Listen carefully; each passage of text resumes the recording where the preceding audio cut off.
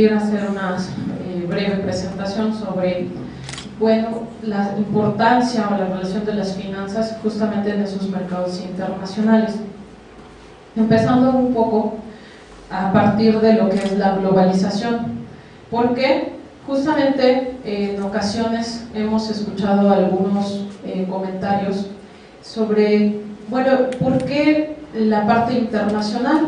Ya anteriormente hemos desarrollado textos de normas internacionales de información financiera, ahora nos vamos con los mercados financieros internacionales, y claro, la pregunta es, bueno, ¿y por qué esa insistencia con lo internacional y qué pasa con lo nacional? Y resulta ser que no están desligados. ¿Por qué? Pues precisamente la globalización y la globalización financiera hace que adecuemos incluso cierta normatividad para nuestro país, desde la banca, desde lo contable, desde lo económico, y que simplemente el hecho de que en algún otro país se esté suscitando alguna circunstancia económica, financiera o incluso social importante, va a tener repercusiones, efectos para nuestro país. En este sentido, la presentación es muy breve, simplemente hacemos énfasis en la parte de la globalización, de los mercados financieros y sobre todo la crisis, de donde se derivan una serie de regulaciones y demás que van a venir a impactar nuestro país. Siguiente, por favor. Justamente en esta globalización nos hemos permitido tomar esta imagen, en donde, bueno, ¿y qué es eso de globalización? Porque tal parece que todo el mundo lo trae como un término común, pero definiciones, pues no hay una sola y no coinciden. Lo que es cierto es una serie de efectos que está generando, que están gestando esta globalización. Entre esos efectos, bueno, pues es la apertura, es la liberalización, es la desregulación. Y en ese sentido, en nuestro país, pues vivimos o hemos vivido esos procesos para la banca, para los mercados financieros, para el comercio. Y todo esto, pues viene a impactar la estructura productiva, la estructura económica y hasta la estructura financiera de las mismas empresas. Ahora nos interesa, por ejemplo, cuál es el valor agregado que nosotros estamos dejando en los productos que exportamos, y eso lo empezamos a comparar con el resto del mundo, a ver qué estamos haciendo y de qué manera podemos cooperar o podemos introducirnos en ese mercado internacional. En materia de finanzas de los mercados internacionales, bueno, vamos a empezar a tener ciertos efectos como modificación en los plazos, modificación en las tasas, entrada y salida de capitales, en donde además, bueno, eso tiene un efecto importante para los compañeros aquí que nos acompañan y que son economistas, no me dejarán mentir que tiene un impacto importante sobre el tipo de cambio y que de ello pueden devenir una serie de impactos también, efectos para el costo de las importaciones y de las exportaciones que estamos haciendo. El siguiente, por favor. ¿Cuáles son parte de los factores aceleradores de esta globalización? Bueno, en principio, tratar de buscar estándares. Hay un ejemplo en el que, bueno, si ustedes tienen un teléfono, si tienen un refresco, si tienen una tarjeta de débito o de crédito, pues resulta ser que queremos usar esos mismos productos cuando estamos aquí en México, vivimos, pero de pronto pues me quiero ir a Chile, me quiero ir a España, y queremos usar y estar en las mismas condiciones, de tal manera que me permitan y no tenga que hacer los famosos desbloqueos, flexeos de los teléfonos que a veces cuesta trabajo. Me quiero llevar mi misma tarjeta y que además si allá se me pierde la pueda recuperar, que simplemente introduzca la tarjeta en el cajero automático y exactamente con el mismo NIF que utilizo allá, allá voy a obtener la moneda de curso legal de aquel país, porque claro, me puedo llevar pesos mexicanos y no me van a servir de nada. ¿Qué otra cosa? Bueno, los tratados internacionales, la tecnología, el incremento de la información y el conocimiento, y a grandes velocidades. Ahora los alumnos dicen que con tener Wikipedia, por ahí hay una página que les dice, teniendo Wikipedia tú puedes llegar a tener un título universitario, vamos a ver si es cierto, y por supuesto las innovaciones financieras. Y ahí particularmente vamos a hacer una pequeña, vamos a hacer énfasis, porque las innovaciones financieras en ciertos sectores, entre los economistas, contadores, financieros, pues tal parece que las empezamos o las comenzamos a satanizar a partir de la última crisis financiera. Le echamos la culpa de la crisis, de la desgracia, del desempleo y de todo. Y bueno, ¿por qué siguen creciendo esas innovaciones financieras? ¿Realmente a todo el mundo no les sirven, no les resultan útiles? Adelante, por favor. Bien, entonces en esta globalización, cuando hablamos ya del término financiero, pues entonces vamos a encontrar que le empezamos a desdibujar las barreras a la entrada y salida de capitales, las barreras entre banca de inversión y banca tradicional o comercial. ¿Para qué? Pues justamente para que los capitales tengan posibilidades de encontrar otras vetas de rentabilidad. Ahorita es un buen ejemplo el contexto internacional, donde las tasas de interés pues son bajas, por lo tanto, ¿qué vamos a buscar? Pues aquellas en donde están mayores. Un ejemplo son los mercados emergentes, uno de ellos es México. Bien, ¿y qué va a pasar cuando el mundo desarrollado se empiece a modificar sus tasas de interés? Y entonces hay que pues empezar a pensar qué vamos a hacer nosotros, porque el flujo de capitales va a ir en sentido contrario. Siguiente, por favor. En este sentido, bueno, ¿qué queremos con los mercados financieros? Ahí pues vamos a encontrar un intercambio, vamos a encontrar una oferta y una demanda de ciertos productos que por ahí en las imágenes los quisimos representar, como el mercado de divisas, el mercado de derivados, así como el de bonos y el de renta variable o el de acciones. Bien, en estos términos, bueno, ¿y México cómo está su participación en ese mercado internacional? Eso es una interesante reflexión. Siguiente, por favor. En este sentido, un ejemplo, y esta imagen la elaboramos para un seminario precisamente de la Facultad de Economía. Nos pedían, bueno, yo quiero saber qué es eso de bursatilización, porque se cita mucho en los libros, me hablan del proceso de bursatilización, que de ahí surgió las subprime, pero no le entiendo. Y justamente es, bueno, mira, te lo vamos a explicar de una manera gráfica, en donde ustedes tienen, bueno, empresas que desean bursatilizar, ¿qué cosas? Bueno, puede ser cualquier empresa, ahí por supuesto pusimos marcas que consideramos que entre algunos de ustedes serán reconocidas. Y ellos, así como pueden ser empresas financieras, pueden ser empresas no financieras.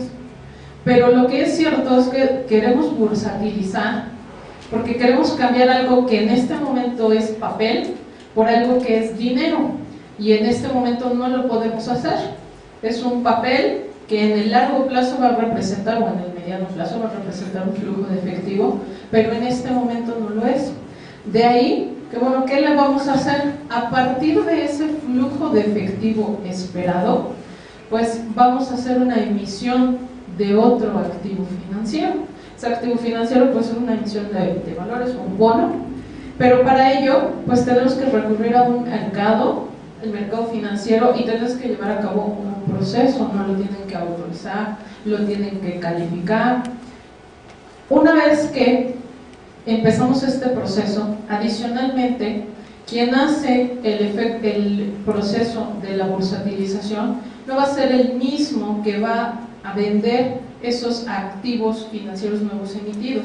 ¿Por qué? Pues porque se los vamos a dejar a otra institución que justamente es la transferencia de esos activos susceptibles a titularizar o bursatilizar. Es lo mismo, solo depende de quién haga o en qué momento hagan la traducción.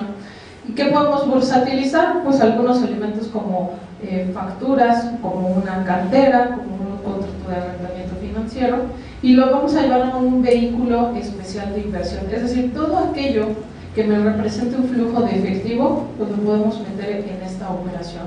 Ese vehículo especial de inversión es otra institución. Por ejemplo, aquí en México pues son algunos fideicomisos que están administrados por la banca. Ese vehículo especial de inversiones es quien va a ser el emisor de esos bonos. Esos bonos se van a poner en el mercado para un público inversionista que justamente en esa imagen inferior que tienen ustedes aquí van a observar que no se les reconocen las caras, porque el público inversionista pueden ser ustedes o puede ser N persona. Por eso es esa falta de cara y de reconocimiento particular. En este sentido, pues, ¿qué logramos? Logramos que a partir de esa emisión de valores, alguien que tenía papel, en este momento tenga dinero representado por el público inversionista. Pero ese público inversionista, claro, no me va a dejar el dinero regalado, no me lo va a dejar para obtener una rentabilidad negativa, sino que me lo va a poner para que en el futuro también obtenga un flujo de efectivo y una ganancia en capital. En este sentido, pues, dado que esos activos que transferimos representan un flujo de efectivo, a partir de esos flujos de efectivo que se supone se siguen pagando, pues entonces nos permite pagar al público inversionista sus respectivos rendimientos. Y todo parece sencillo, relativamente fácil de hacer, y además, pues, ¿cuál sería el problema? ¿Por qué deja de funcionar? Adelante, por favor.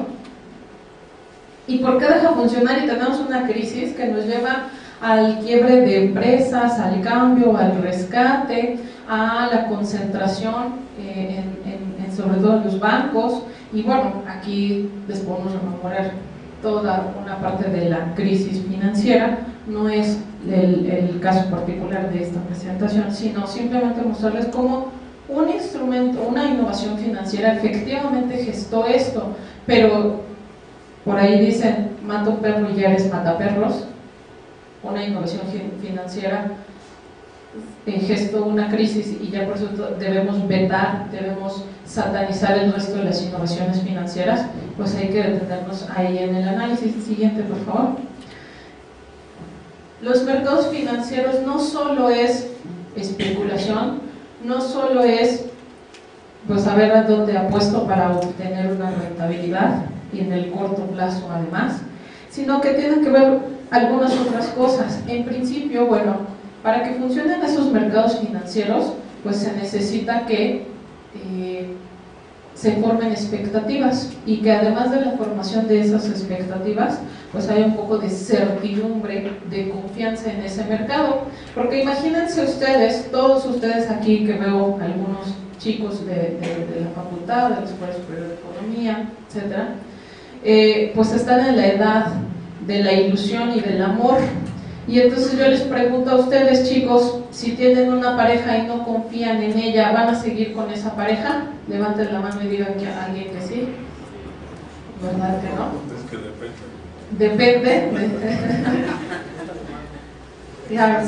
Ustedes se forman una expectativa. Ustedes en este momento se encuentran aquí estudiando, asistiendo al estudio de los mercados financieros internacionales y suponen que su pareja o los acompaña o se está portando bien. De otra manera, pues estarían como inquietos aquí en la conferencia, ¿cierto?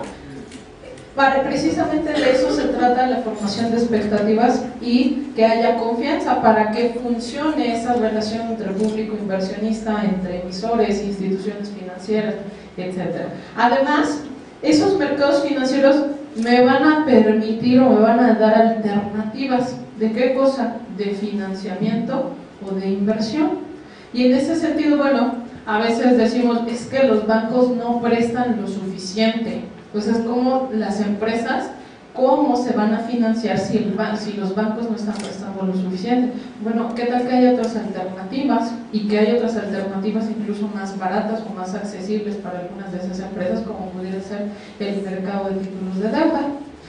Pero si no las conocemos, y si no conocemos además que en esas emisiones no solo se pueden hacer aquí en nuestro país, sino ser emisores en el extranjero, pues por supuesto ya queda vetado esa alternativa que existe para las empresas. ¿Qué más podemos tener? Buen medio de inyecciones, retiro de liquidez, y entonces resulta ser que esos mercados financieros se convierten en parte de las políticas económicas, de la parte de la política monetaria de un país. y con su consecuente repercusión para la economía nacional. Siguiente, por favor. En este sentido, pues es común relacionar los mercados financieros a la economía a partir de un esquema en donde decimos, bueno, a ver, si hay alguien que tiene liquidez y hay otro que necesita esa liquidez, bueno, pues entonces lo llevamos al ahorro y al crédito, lo llevamos a la intermediación financiera, lo llevamos a esos mercados que pueden ser nacionales o internacionales, tal cual tienen el esquema en la parte superior de la pantalla. Bien, si a partir de ello generamos flujos de efectivo que se vayan a la inversión y esa inversión se traduzca en producción de bienes y servicios, pues somos muy felices, porque esa producción de bienes y servicios a su vez me va a generar empleo, me va a generar consumo, me va a generar ingreso para las personas y por lo tanto también me va a generar crecimiento económico. Pero, siempre hay un pero. Tenemos que, ¿qué pasa si esa inversión no totalmente y al contrario, su gran mayoría se convierte no en inversión para el producto, sino en inversión netamente financiera?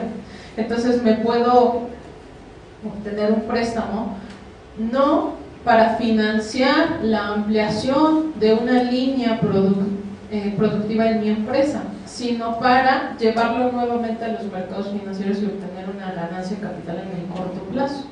¿Eso qué me va a generar? Pues me va a generar que en el corto plazo, pues sí, vamos a tener distribución de ganancias si nos va bien, si ya tenemos en nuestras expectativas, si el mercado funcionó como nosotros lo esperábamos o lo pronosticamos.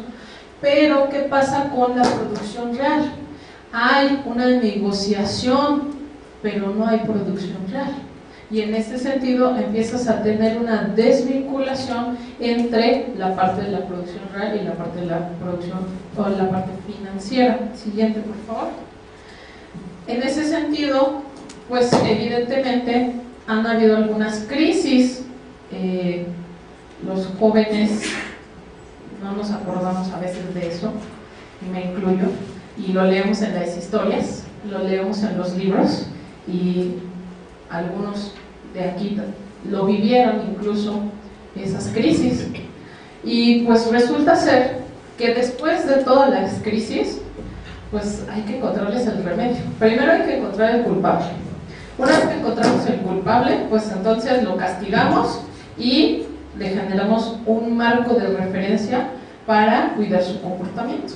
En ese sentido tenemos claras repercusiones de cómo la regulación afectó o ha afectado los mercados financieros. Por ejemplo, tenemos el crack de 1929 y entonces se gestó la famosa ley Glass-Steagall, en el sentido de que, oye, vamos a separar la banca de inversión de la banca tradicional o la banca comercial. ¿Eso seguirá en la actualidad? Vamos a ver. Después, pues vamos teniendo ciertos procesos conflictivos.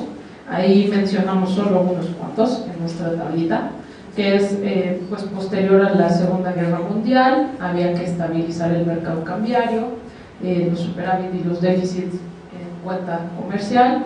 Después viene la crisis de la deuda, las crisis en los 90s.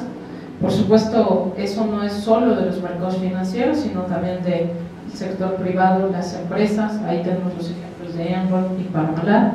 Y por supuesto, pues no podía faltar la subprime, porque si no, es la más reciente de la cual tenemos memoria. Y todos ellos me han gestado cierta regulación. Por ejemplo, Basilea y los cambios en Basilea, las normas internacionales de información financiera, las normas de auditoría, las leyes sobre banca, la regulación sobre entrada y salida de capitales, impuestos, etc. Siguiente, por favor. ¿Y qué tenemos en la actualidad de los mercados financieros? Bueno, en la actualidad tenemos que pues ya se está aplicando esa nueva regulación de Basilea III. Tenemos una concentración de la actividad financiera en ciertos centros específicos y en ciertas actividades. Incremento de los flujos financieros transfronterizos a partir justamente de la apertura de la red de desregulación y de la liberalización financiera. algo que le llamamos la desmaterialización y la ubicuidad de las finanzas, en términos de que, bueno, ustedes pueden negociar con instrumentos que no cotizan en nuestro país, sino cotizan en el extranjero, y pues son puntitos en una computadora y ustedes los están viendo y pueden formarse sus expectativas, o simplemente esa computadora la podemos tener aquí, la podemos tener en nuestra casa, la podemos tener en nuestra oficina, por lo tanto no necesitamos un centro propio de trabajo donde ir y tenga que introducirme para poder invertir, para poder obtener financiamiento. Lo que sí es que además en algunos instrumentos pues ni siquiera necesito saber de esos instrumentos o si esos instrumentos se van para el financiamiento productivo o no, simplemente puedo llegar, firmar un contrato e invertir. Incremento de las transacciones y por supuesto la volatilidad y la incertidumbre, pues ¿por qué? Por la cantidad de los montos y los flujos financieros que se están invirtiendo. Adelante, por favor. ¿Eso cómo afecta o qué repercusión tiene, por ejemplo, para la economía mexicana?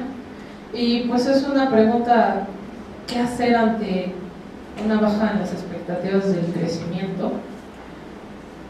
Una variación de esos flujos de capitales y posiblemente a consecuencia de la modificación de las políticas monetarias del mundo desarrollado.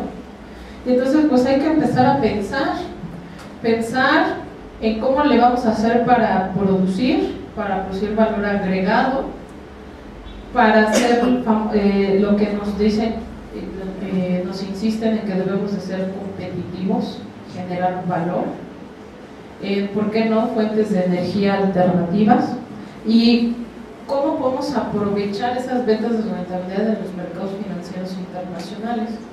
Y a ese respecto, bueno, en principio, el conocimiento traducido, por ejemplo, en estas políticas de educación financiera, pues es lo que nos va a ayudar a decir, bueno, de esas alternativas que nos hablan, que hay en el mundo posibilidades de, por ejemplo, emitir un bono en el Reino Unido, por ejemplo, emitir otro bono a 100 años y entonces ya tenemos 2 emisiones de ese estilo.